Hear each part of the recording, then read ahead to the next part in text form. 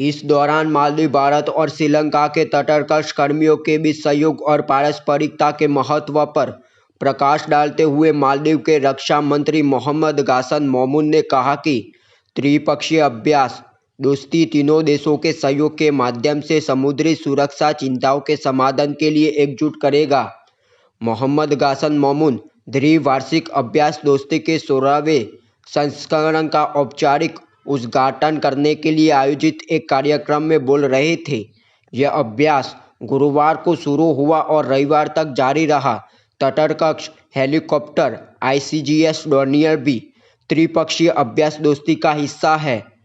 इस सैन्य अभ्यास में भारतीय तटरक्षक पोत समर्थ और अभिनव के साथ साथ श्रीलंकाई नौसेना का पोत समुदुरा दोस्ती 16 में शामिल हुआ, जबकि बांग्लादेश ने पर्यवेक्षक के रूप में भाग लिया। श्रीलंका ने दोस्ती को एक त्रिपक्षीय अभ्यास के रूप में वर्णित किया है, जिसका उद्देश्य भारत, मालदीव और श्रीलंका के तटरक्षक कर्मियों के बीच सहयोग बढ़ाना, दोस्ती को मजबूत करना और पारस्परिक परिचालन क्षमता में सुधार करना है।